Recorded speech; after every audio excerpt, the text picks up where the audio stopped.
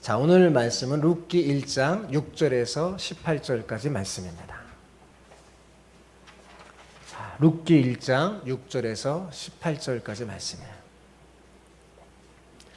자, 제가 한 절 읽고 여러분 한 절 읽고 교독하겠습니다. 제가 먼저 읽겠습니다. 그 여인이 모압 지방에서 여호와께서 자기 백성을 돌보시사 그들에게 양식을 주셨다 함을 듣고 이에 두 며느리와 함께 일어나 모압 지방에서 돌아오려 하여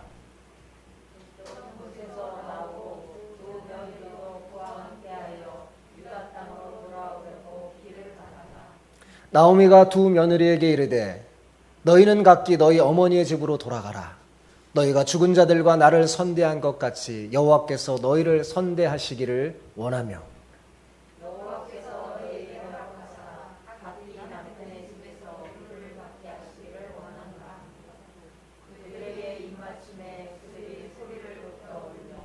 나오미에게 이르되 아니니이다.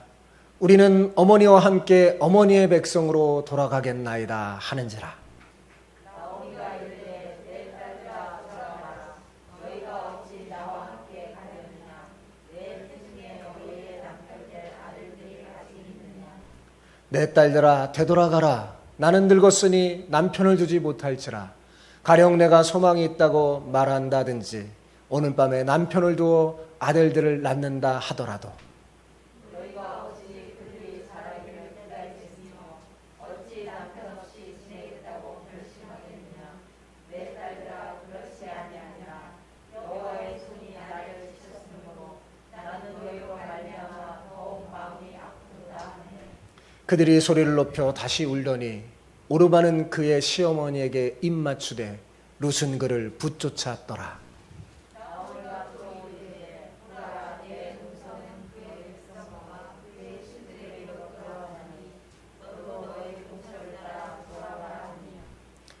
룻이 이르되 내가 어머니를 떠나며 어머니를 따르지 말고 돌아가라 강권하지 마옵소서.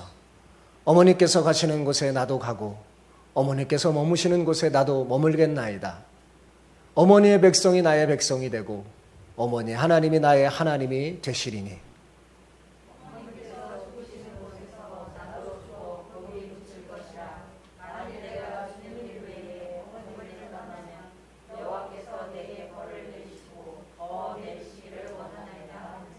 같이요. 나오미가 룻이 자기와 함께 가기로 굳게 결심함을 보고 그에게 말하기를 그치니라. 아멘. 아멘. 잠언 1장 20절에서 23절을 보면 이런 말씀이 나옵니다. 같이 한번 읽어볼까요? 지혜가 길거리에서 부르며 광장에서 소리를 높이며 시끄러운 길목에서 소리를 지르며 성문 어귀와 성중에서 그 소리를 발하여 이르되 너희 어리석은 자들은 어리석음을 좋아하며 거만한 자들은 거만을 기뻐하며 미련한 자들은 지식을 미워하니 어느 때까지 하겠느냐. 나의 책망을 듣고 돌이키라. 보라 내가 나의 영을 너희에게 부어주며 내 말을 너희에게 보이리라. 자, 여기서 우리는 잠언에서 말하는 지혜란 돌이키는 것에 있다는 사실을 발견하게 됩니다. 자, 밤원에서 말하는 지혜가 뭐라고요? 돌이키는 거예요. 즉, 자신의 어리석음을 깨닫고 주님의 말씀대로 돌이키는 자가 지혜로운 자라는 겁니다. 세상의 어리석은 자들에게, 거만한 자들에게, 미련한 자들에게 하나님의 지혜가 소리를 높여 부르짖습니다. 어리석은 자는 그 어리석음을 버리고 거만한 자는 그 거만함을 버리고 미련한 자는 그 미련함을 버리고 돌이키라는 것이죠. 그렇다면 여러분 어리석은 자가 누구고 거만한 자가 누구고 미련한 자가 누구일까요? 지혜의 소리를 듣고도 돌이키지 않는 사람이 바로 어리석고 거만하고 미련한 자라는 겁니다. 예. 자, 매주 강단에 서서 하나님께서 저를 통해서 무슨 소리를 바래요? 지혜의 소리를 바라는 거죠. 그러면 그 소리를 듣고 자기의 마음을 고쳐먹고 자기 옷 매무시를 다시 다 안정하게 하는 사람이 그 사람이 뭐예요? 그 사람이 지혜롭고 그렇지 않은 사람은 어리석은 자라는 거죠. 자, 이렇게 어리석고 거만하고 미련한 사람은요, 하나님의 지혜 대신에 자신의 지혜와 명철로 살아갑니다. 그런데 그것이 바로 어리석은 것이고 거만한 것이고 미련한 것이라는 사실을 알아야 합니다. 자, 아셨죠? 자, 우리 옆 사람에게 이렇게 한번 축복하면서 인사합시다. 오늘은 지혜의 소리를 들을 때마다 돌이키는 지혜로운 자가 되시길 축복합니다. 아셨죠? 자, 한번 해봅시다. 시작. 지혜의 소리를 들을 때마다 돌이키는 지혜로운 자가 되시기를 축복합니다. 예. 자, 나오미가 고향에서 풍년의 소식을 들어요. 그렇게 듣게 되자 이것이 바로 돌아오라는 하나님의 소리인 줄 깨닫습니다. 그래서 그녀는 한 많은 모압 이민 생활을 청산하고 역이민을 결심하게 됩니다. 그런데 놀랍게도 두 며느리가 함께 가겠다고 따라 나서는 것 아닙니까? 그래서 함께 베들레헴으로 향해 가는데 나오미가 곰곰이 생각해 보니까 이 두 며느리를 데려가서는 안 되겠다는 생각이 들었어요. 왜냐하면 이 두 며느리가 자기를 따라가다 하더라도 얻을 것이 아무것도 없기 때문에 그렇습니다. 자기는 남편도 없고 재산도 없고 두 아들도 없고. 그러니까 자신은 그래도 고향이 거기니까 가도 되는데 며느리의 처지가 다르잖아요. 자신과 며느리의 처지가 달랐어요. 그들은 의지할 남편도 없고 아무 소망이 얼버서 늙어 빠진 자신을 쫓아 낯선 타국에 가는 겁니다. 그래서 나오미는 그들에게 돌아가라. 돌아가서 너희 나라에 모압 나라에 가서 새 남편 찾아서 새 출발하라 라고 권면을 했습니다. 여러분, 제가 설교를 준비하다가 본문에 감정을 이입해서 나오미의 길을 따라서 모압에서 유다로 여행을 해봤어요. 여러분 한번 본문에 감정이입해서 한번 오늘 설교를 들으면서 여행을 해봅시다. 그러면 길 위에서 하나님의 신발 소리를 듣게 됩니다. 아, 이게 듣기 무슨 말일까? 그런 생각이 들지 모르겠어요. 예, 하나님의 신발 소리. 오늘 설교 제목이에요. 제가 왜 지었나? 자, 비록 나오미는 처음에 못 들었어요. 나오미는 듣지 못해도 우리는 저자의 배려로 들을 수 있습니다. 글을 쓰는 문학 작가들은요, 글을 쓸 때, 이 글을 읽을 때 자신의 마음을 알아차릴 수 있는 장치들을 이 글 속에 넣어요. 룻기의 저자가 그랬어요. 그래서 이 룻기를 읽을 때 감정을 이입해서 다 읽으면 하나님의 신발 소리를 듣게 됩니다. 겉으로만 보면 나오미의 무거운 한숨 토하는 소리나 그녀의 달고해진 신발이 모진 길 위에서 질질 끄는 그런 험한 소리를 듣게 됩니다. 그런데 본문을 자세히 보며 귀를 기울여 보면 들릴 듯 말 듯 들려오는 하나님의 젖은 음성과 함께 나오미와 함께 유다로 올라오는 하나님의 신발 소리를 듣게 돼요. 그 소리가 어떤 소리인지 아세요? 슈브, 슈브, 슈브. 이게 무슨 말일까요? 이 본문의 슈브는 원문에 이 슈브는 어떤 뜻이냐면 돌아오다, 돌아가다 라는 뜻이에요. 이게 히브리 말로 슈브예요. 슈브. 예. 이것이 본문에 우리가 금방 읽은 본문에 9번이나 나옵니다. 저자는 이 단어를 가지고 워드 플레이를 하는 거예요. 마치 신발 끄는 소리처럼 들리지 않으세요? 슈브, 슈브, 슈브. 원문으로 읽으면 마치 신발 끄는 소리처럼 들립니다. 예, 저는 하나님의 신발 소리처럼 들렸어요. 나오미가 두 며느리에게 너희 백성과 너희 신에게 돌아가라. 끊임없이 말해요. 여기 돌아가라, 돌이키라 막 이런 말이 같은 단어를 다 써요. 원문에 슈브 다 써요. 그런데 가만히 귀 기울여 들어보면 나오미가 이 두 며느리에게 하는 이 소리는요, 실상 하나님께서 나오미에게 하는 소리임을 알 수 있습니다. 내 딸아, 내 백성에게 돌아가라. 내 하나님 나 여호와에게 돌이켜라. 너는 내가 내 조상에게 준 그 약속의 땅으로 돌아와야만 한다. 그곳에 내 삶이 있고 내 미래가 있다. 유다에서 모압으로 갔던 그 길을 다시 걸어서 다시 내 땅으로 돌아와라. 그러면 내가 축복의 이슬로 덮여 축축해진 내 땅을 내 밭으로 줄게. 돌아와라 내 딸아 돌아와라 하며 나오미의 심령에 외치고 있는 겁니다. 슈브 슈브 슈브. 본문은 계속해서 돌아오라는 이 소리를 하는데 이 소리는 사실 나오미의 소리가 아닙니다. 룻과 오르바의 소리도 아니죠. 그것은 사실 하나님의 소리였어요.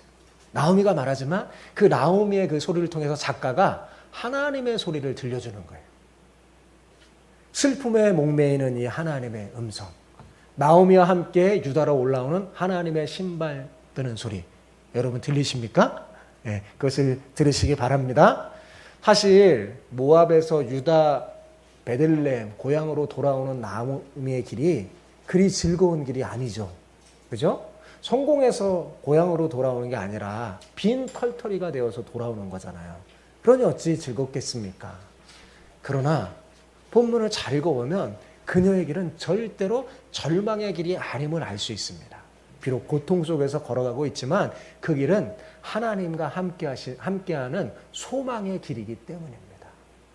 다만 나오미가요, 그 길 속에 숨어 계신 하나님의 놀라운 손길을 발견하지 못합니다. 그래서 한숨 토하는 소리를 내며 걷고 있는 거예요. 여호와께서 자기를 치셨다고. 예. 근데 우리도 가만히 보면 얼마나 자주 믿음의 길을 걸으면서 한숨 토하는 소리를 낼 때가 많습니까? 그죠?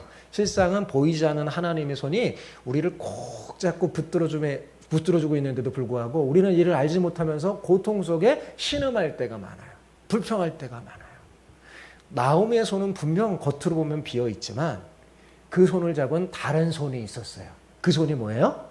보이지 않는 하나님의 손이었던 겁니다.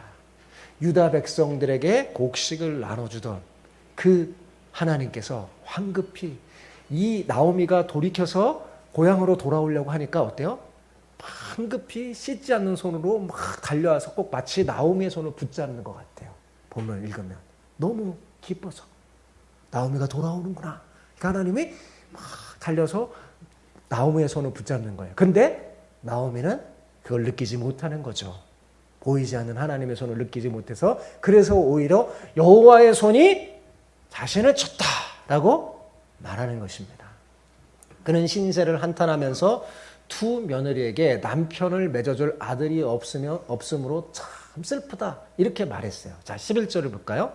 나오미가 이르되 내 딸들아 돌아가라. 너희가 어찌 나와 함께 가려느냐. 나의 태중에 너희 남편 된 아들들이 아직 있느냐. 여러분 이 구절을 이해하려면 이스라엘의 계대 결혼 풍습을 알아야 돼요. 자, 이스라엘 사람들은 지파별로 분배받은 땅이 있어요. 그것을 뭐라고 하냐면 기업이라고 합니다. 그러니까 성경을 읽을 때 기업 얘기하면 하나님께서 우리 지파에게 주신 땅이에요. 그게 기업이에요. 근데 아버지가 죽으면 아들이 이 기업을 상속받습니다. 그런데 아들이 없으면 어떻게 돼요? 상속받지 못하게 되는 거죠. 그래서 그러면 문제가 되니까 장치를 마련했어요. 제도를 하나 세웠어요. 만약 형이 아들이 없이 죽으면 동생이 형수하고 동참해서 아들을 낳아주는 거예요. 왜요? 그래서 아들을 낳아줘서 그 아들을 통해서 상속을 받으라고요. 그 기업을 이어받으라고 이렇게 그 일을 했는데 그게 뭐예요? 그게 바로 계대 결혼 풍습이었습니다. 그러니까 나오미는 그런데 자기가 너무 늙어서 아들을 낳을 수도 없고 설사 낳는다고 해도 언제 그 아이들이 자라서 너에게 기업이 되어주겠느냐 그렇게 말하는 거예요. 두 아들이 죽고 아들이 없잖아요. 그죠? 언제 새 남편을 얻어서 또 자식을 낳아서 그 자식이 자라기를 기다리겠느냐. 그러니 자신과 동행해봤자 땅 한 평 없는 알거지로 고생할 것이 너무 뻔하니까 일찍 마음 고쳐먹고 모압에 남아서 새 남편 얻어 행복하게 살라는 겁니다. 이는 며느리에 대한 미안함과 염려 속에서 자신의 슬픔이 무엇인지 표현하는 거죠. 예, 참 인간적으로 말하는 거예요. 근데 나 따라와봤자 무슨 이득 얻을 게 없다. 예, 인간적인 생각이고 믿음 없는 소리였죠. 그죠? 왜요? 보이지 않는 하나님의 손이 자기를 붙들고 있는 걸 몰랐다는 거예요. 예, 하나님의 신발 소리를 못 들었어요. 나오미의 길은 텅 빈 길이었습니다. 이 길은 10년 전에 모압 드림을 위해 자신의 남편과 두 아들과 함께 걸었던 길이었죠. 그런데 세월이 흘러서 다시 그 길을 되돌아오는 그 길에는 남편과 아들들이 없습니다. 흉년을 뒤로하고 새로운 땅을 향하여 갈 때는 그래도 모압의 그 붉은 땅에서 새 삶을 채우리라고 믿었습니다. 그런데 지금 나오미가 가는 길은 너무나 쓸쓸하고 괴롭습니다. 길을 따라가니까 누가 생각나겠어요, 여러분? 남편도 생각나고 아들도 생각나지 않겠습니까? 갈 때는 남편이 탁 넓은 등 뒤로 앞장서서 쫙 갔었을 텐데 지금은 혼자 쓸쓸하게 오는 겁니다. 예, 추억은 멀어지고 그리움은 커지고 흉년이 치러 갔는데 더 큰 인생의 흉년을 만나 지금 돌아오는 길이에요. 비어있음을 채우려고 갔지만 오히려 더욱 더 완전히 텅 비어서 돌아오는 길, 그것이 나오미가 가는 길이었습니다. 이 룻기는 나오미와 두 며느리가 길을 가는 모습을 오랫동안 취재해요. 7절에서 시작된 길 위에서의 이야기가 18절에 이르러서 끝납니다.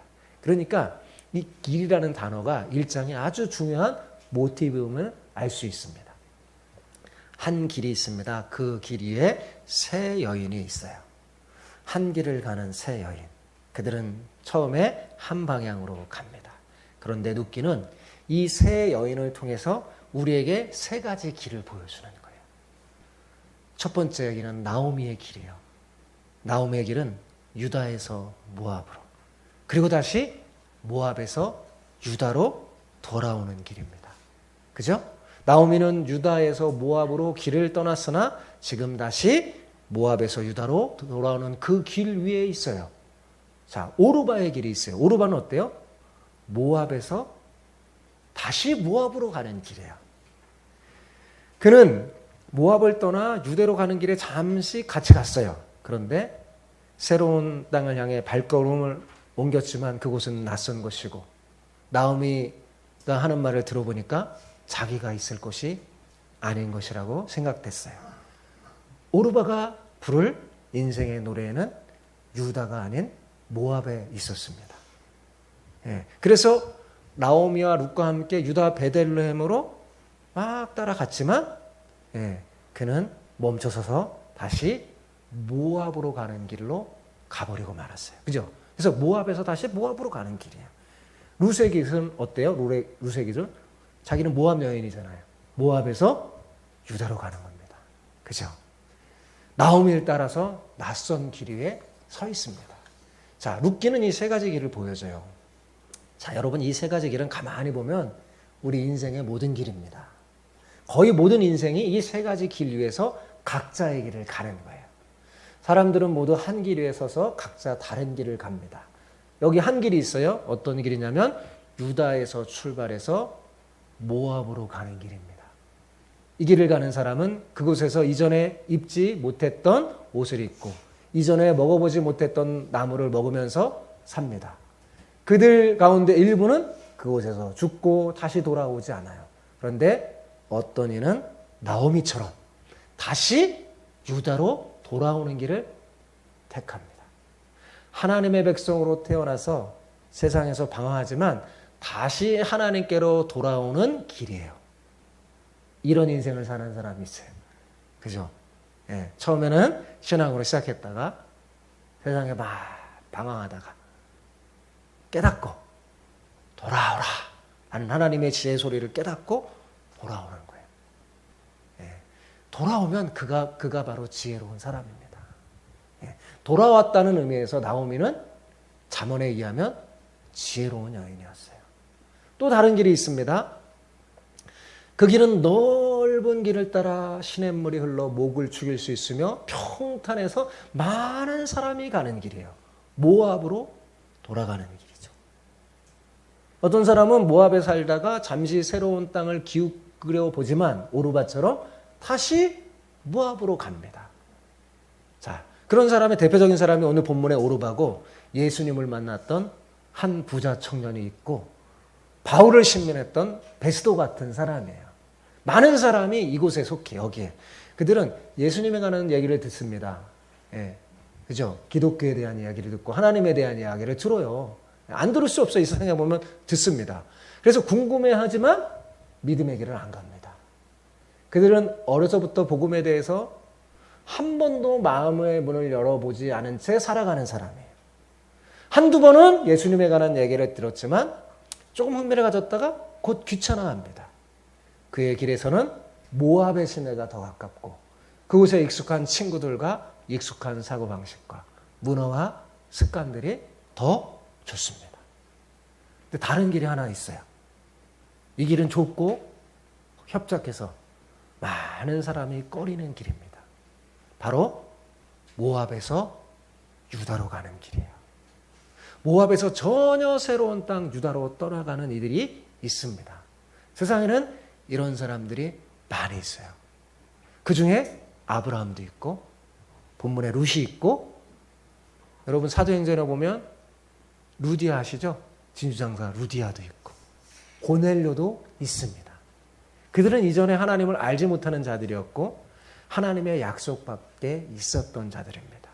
그러나 약속의 땅에서 바람을 실어다주는 그 낯선 소식을 듣고 반응을 했어요. 약속의 땅에 들어가기 전까지는 낯선 소식이 기쁨의 소식인 줄은 몰랐습니다. 이들의 길은 하나님을 알지 못하고 많은 세월을 살아온 길이에요. 어떤 사람은 늙어서야 하나님을 만나고 어떤 사람은 젊은 시절에 만나기도 하고 어떤 사람은 죽기 직전에 만나기도 합니다. 많은 사람이 여기 속했어요. 저도 마찬가지죠. 아마 여러분도 마찬가지일 거예요. 우리도 전에는 하나님을 몰랐던 사람인데 하나님의 은혜로 복음을 듣고 발견해서 모압에서 유다로 갔죠. 그죠? 이 세기를 보여주는 거예요. 예.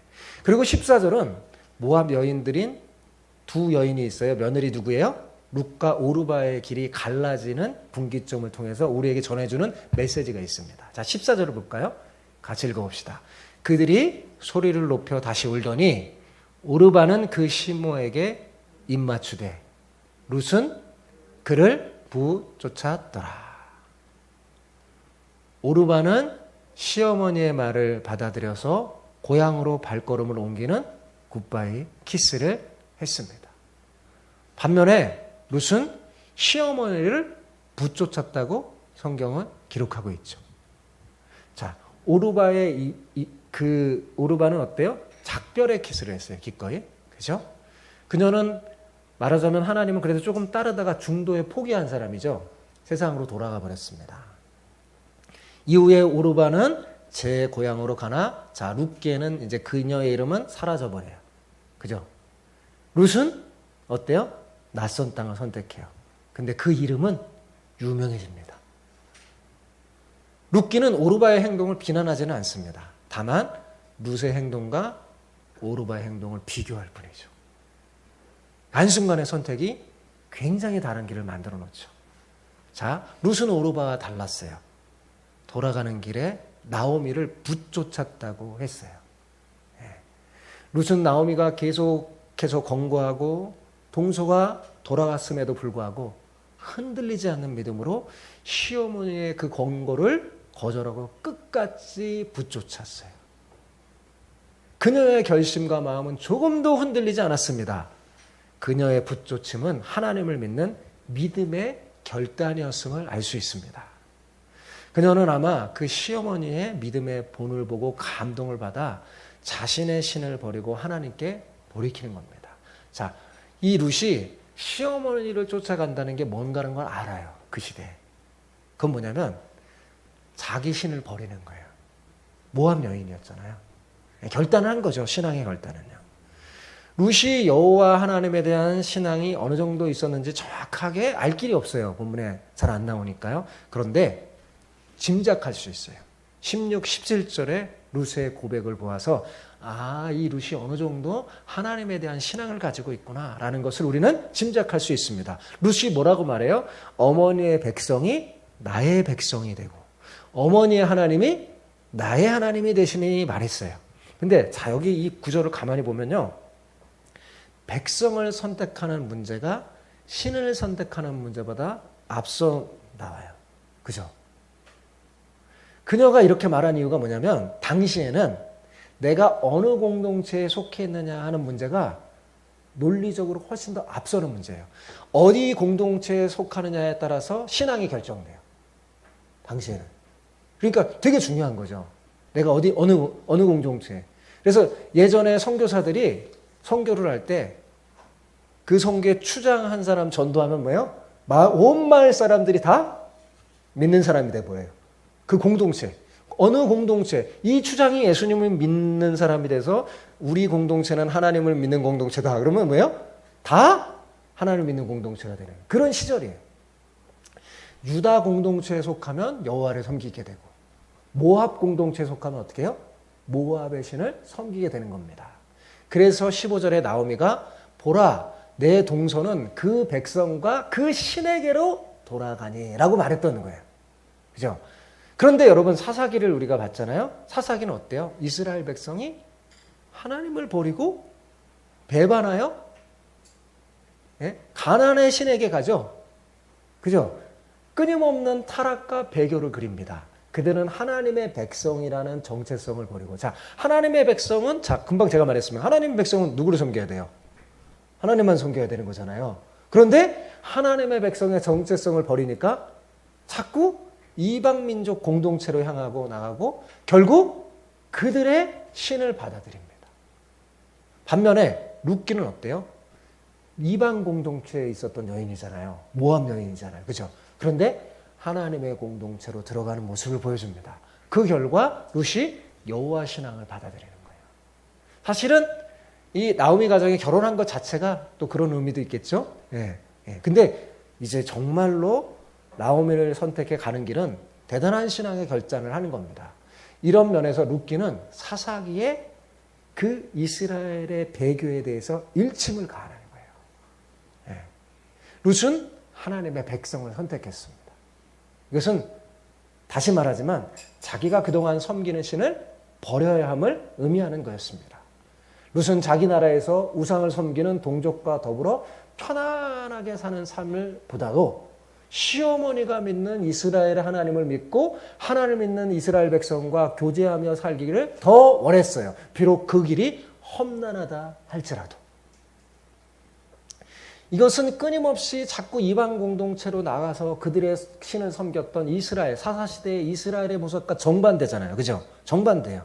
하나님은 아마 롯의 모습을 통해서 돌들로도 내가 아브라함의 형통을 만들 수 있다고 말했던 그 예수님의 그 말씀이 생각나는 것 같아요. 그 모습을 보여주는 게 아닐까요? 이스라엘은 계속해서 자꾸 이방 민족에게로 나아가던 때 이 한 여인은 반대로 하나님의 백성이 되고자 들어오고 있죠. 그죠?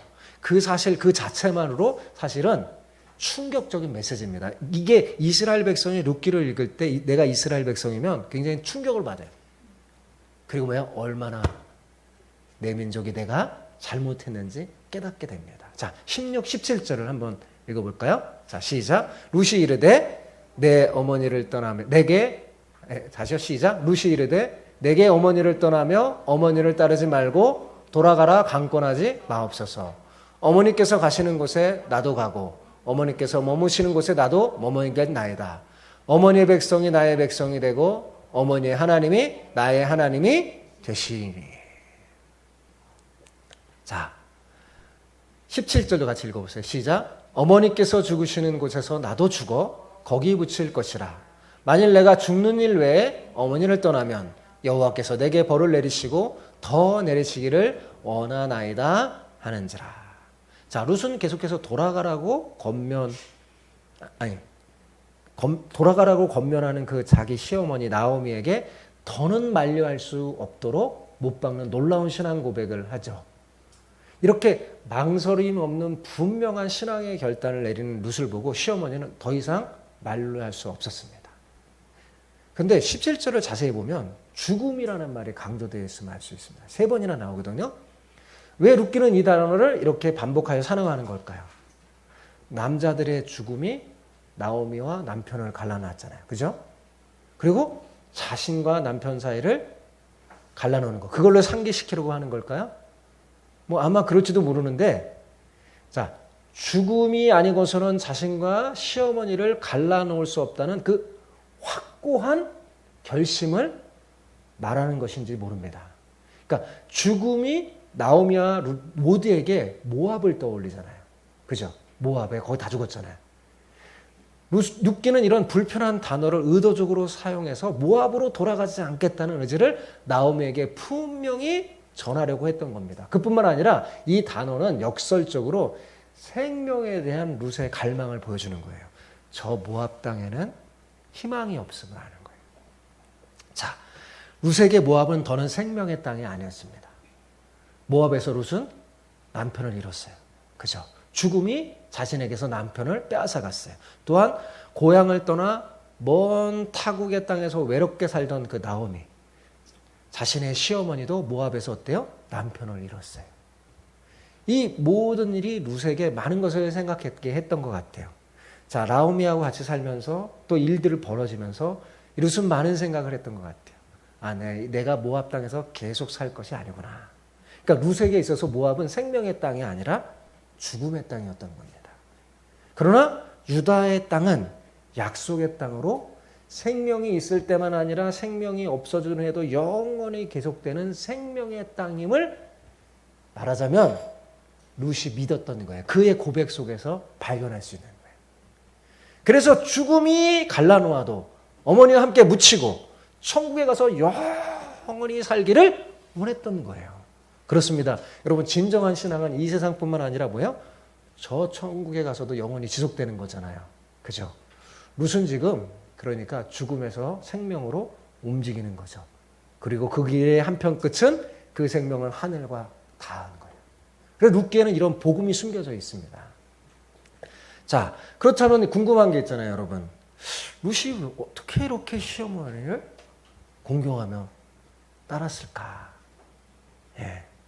시어머니를 통해 하나님을 보았기 때문입니다.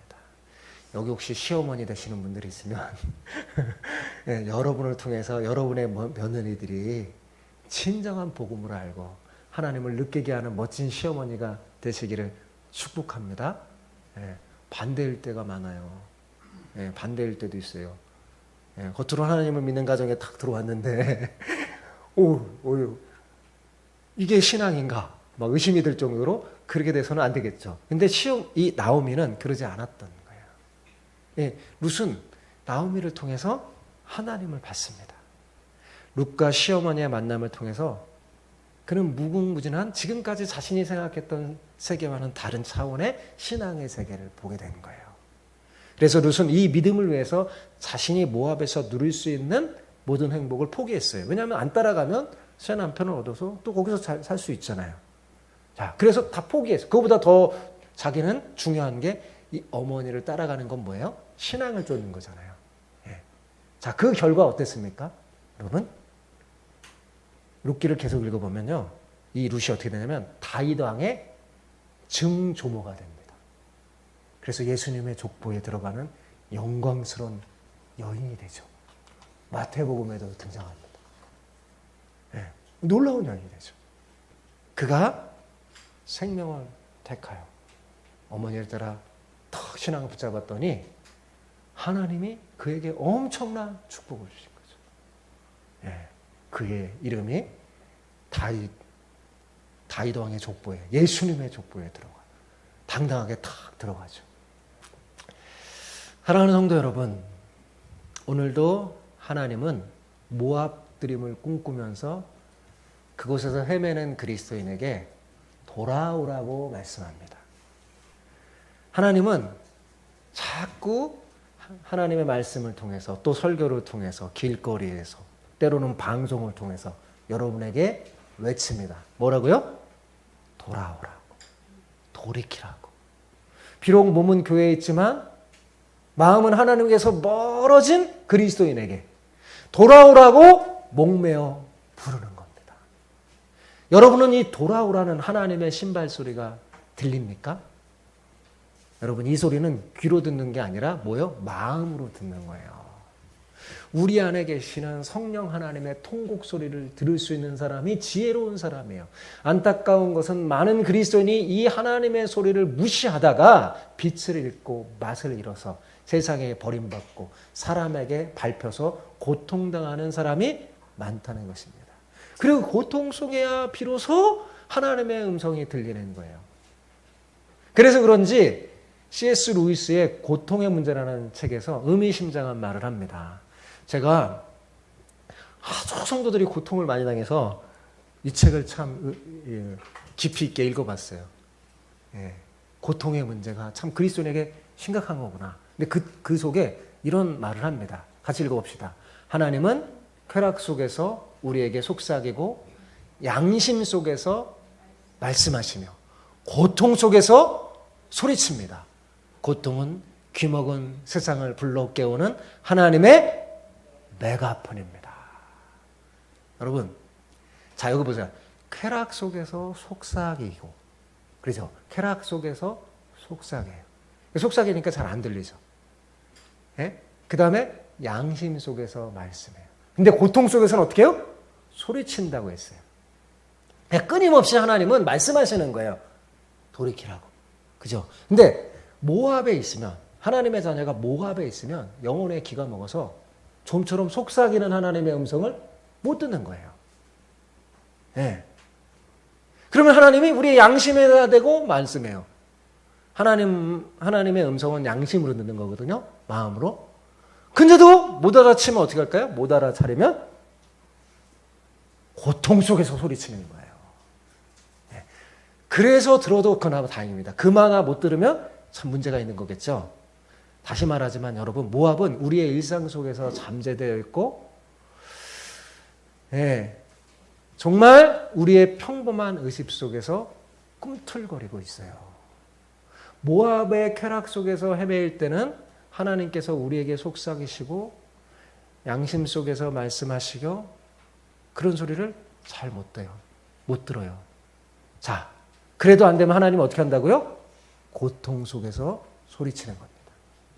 사랑하는 성도 여러분, 너무 늦기 전에 여러분의 삶 속에서 속삭이시는 하나님의 음성을 듣길 바랍니다. 가장 지혜로운 사람은 속삭이는 소리에서도 빨리 정신 차리는 거예요. 그죠? 저는 여러분이 그랬으면 좋겠어요. 목회자로서. 그냥 하나님이 속삭여도, 이 세상에 헤맬 때 속삭여도 빨리 깨달아 알아차리는 지혜로운 사람 되시기 바랍니다. 세상의 헛된 꿈과 헛된 가치관과 헛된 욕망에서 돌이키라는 하나님의 음성을 듣는 여러분이 되시길 바랍니다. 모압에게 마음이 뺏긴 여러분의 마음을 하나님께 돌이키십시오. 입술만이 아니라 진실한 마음으로 하나님을 섬기십시오. 지금 우리에게 필요한 것은 돌아오라는 하나님의 신발 소리를 듣고 회개하는 거예요.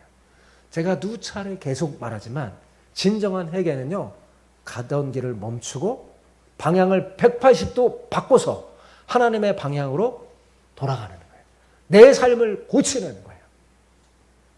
여러분, 한 해의 절반이 훌쩍 넘어서 지금 후반부로 가고 있습니다.